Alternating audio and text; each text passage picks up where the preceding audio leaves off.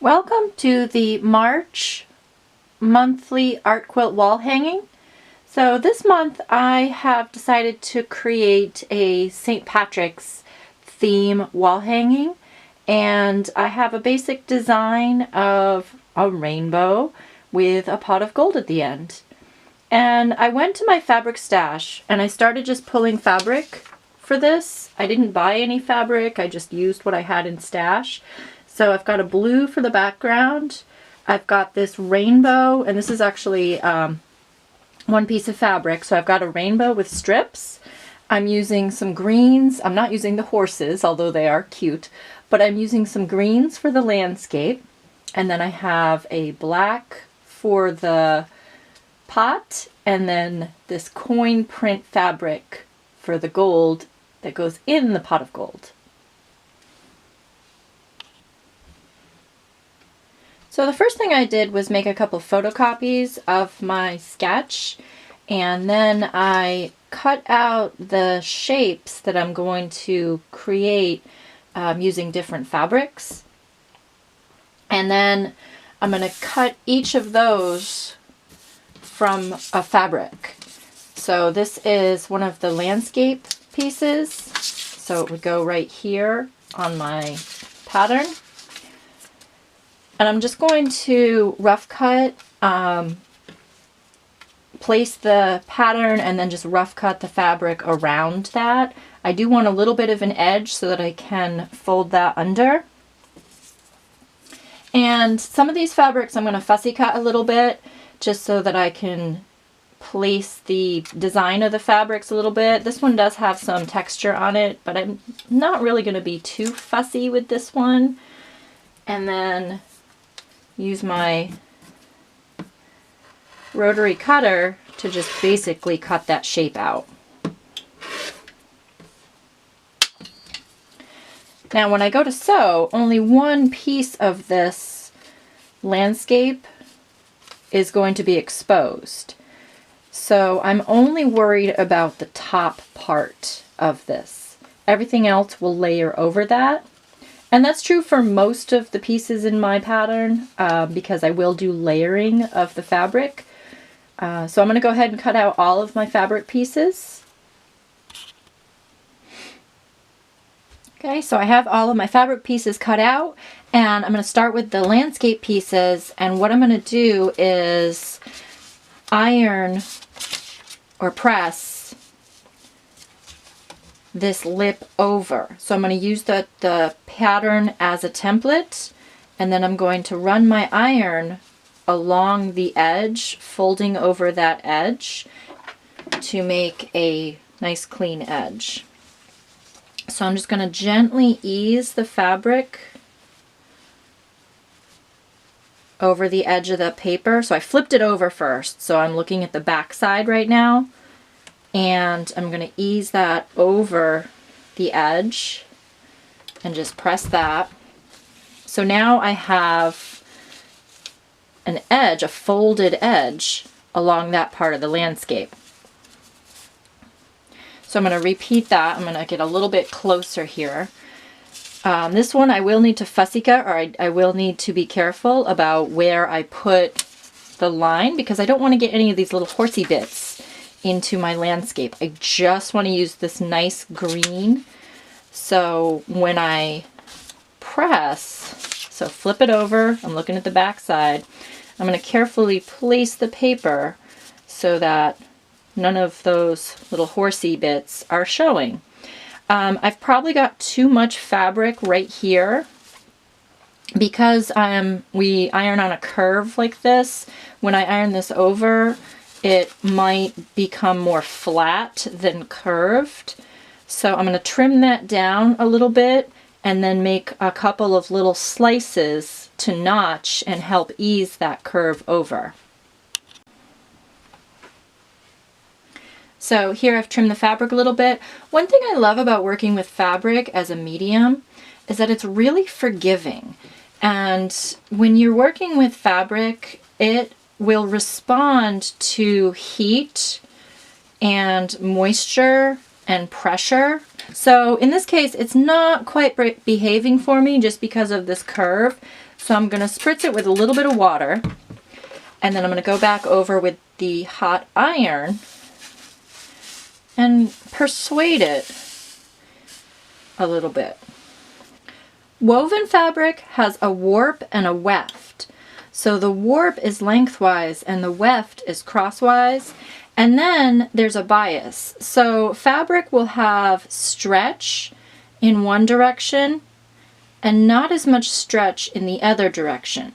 So you can use that stretch to your advantage, especially when you're doing things like curves.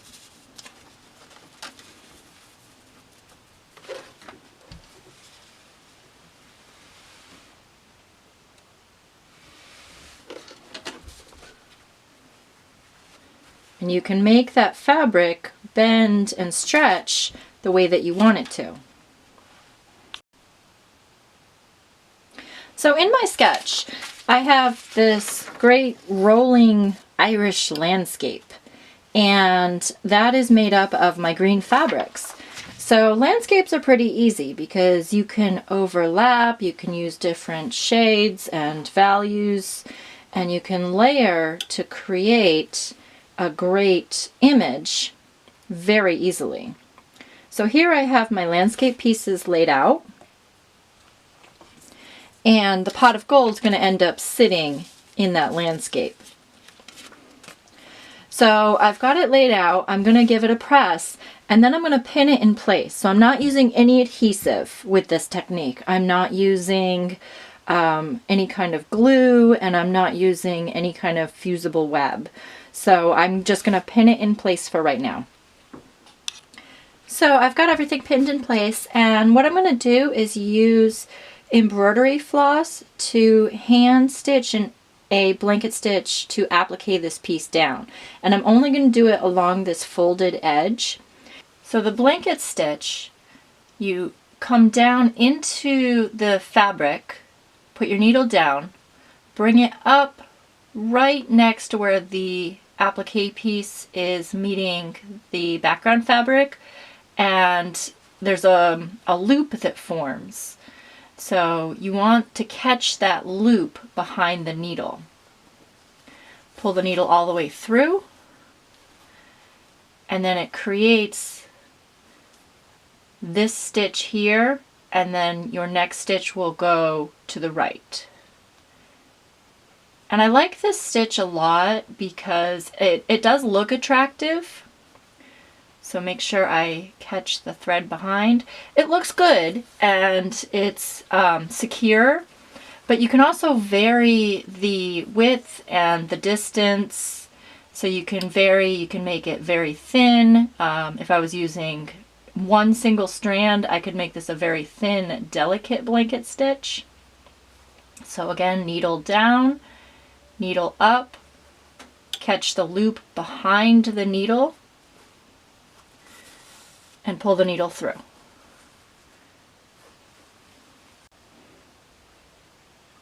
So I'm using embroidery floss. I'm using 100% cotton embroidery floss in a color that matches the landscape. And I've pulled 2 strands of the embroidery floss off of the 6 strands of the floss. So I'm only using 2 strands, which makes for a lighter weight. All right, so I have my landscape pieces hand embroidered using the blanket stitch, and then the next step is going to be the rainbow. So when I pulled my rainbow fabric, I love the fact that it had so many color choices, but there were a few colors that I didn't want to use. So what I did is I kind of sliced it a little bit, and then the original fabric, the rainbow colors were too wide for what I needed.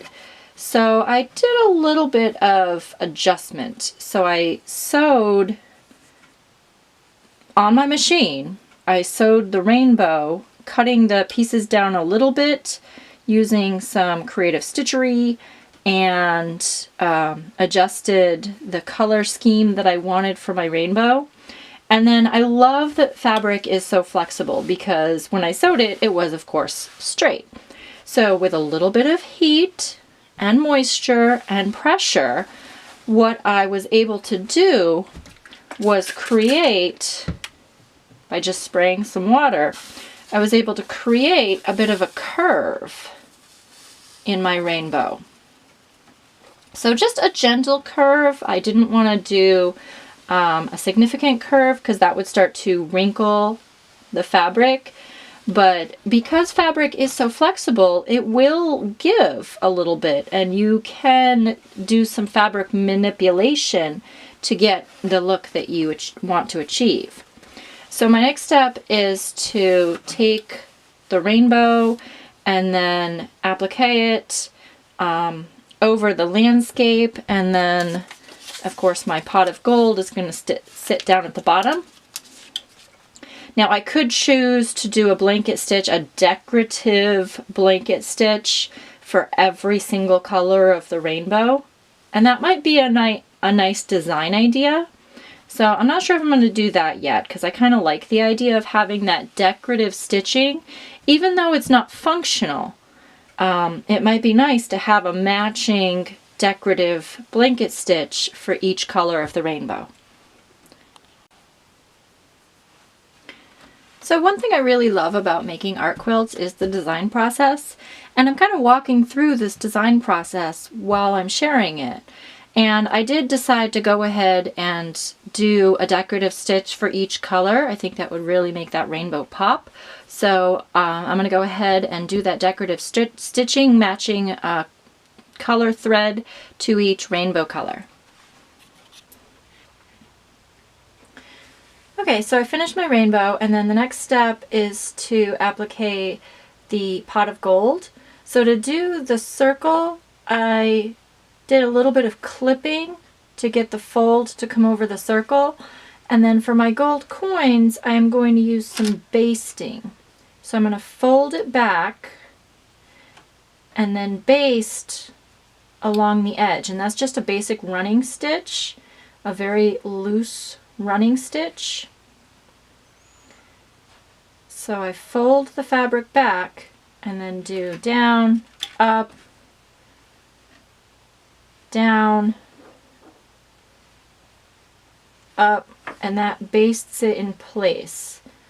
So I'm going to do that all the way around here and then press that, and then the next step will be to use the blanket stitch to hand applique the gold and the pot onto my art quilt. Okay, so I added the gold coins and the pot. I'm just going to give it a good steam press before I quilt it, and that's it. It's easy to layer all of these shapes and then stitch down using a blanket stitch, and the result is interesting, but it's a technique that you can use for any art quilt or any section of an art quilt. These monthly art quilts are fun and easy to create. The March art quilt uses blanket stitch applique to create a pot of gold at the end of the rainbow.